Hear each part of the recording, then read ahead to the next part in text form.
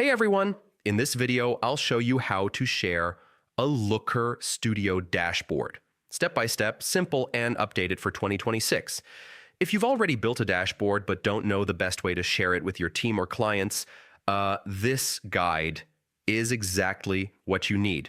First, open Looker Studio and sign in with your Google account. From the home screen, open the dashboard you want to share. Make sure everything looks correct before sharing. Charts loaded, data updated, and layout clean. Now look at the top right corner and click the Share button. This opens the sharing settings. Here you can add people by email, enter the email address, and choose their access level. You can give view access if they only need to see the dashboard, or edit access if they need to make changes. So yeah, choose carefully. Next, if you want to share the dashboard more broadly, click Manage Access. From here, you can change the general access settings. You can keep it restricted, allow anyone with the link to view, or allow anyone with the link to edit.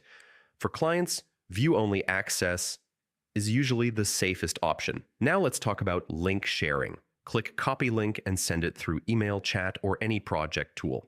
Anyone with permission can open the dashboard directly in their browser. No installation needed.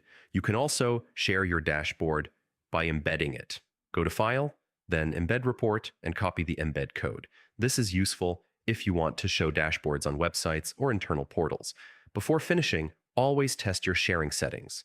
Open the link in an incognito window to make sure permissions work correctly.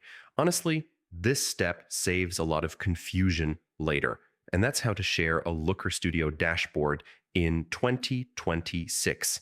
Quick, flexible, and secure. If this tutorial helped you, don't forget to like the video, share it with your team, and subscribe for more step-by-step Looker Studio guides. Thanks for watching, and I'll see you in the next one.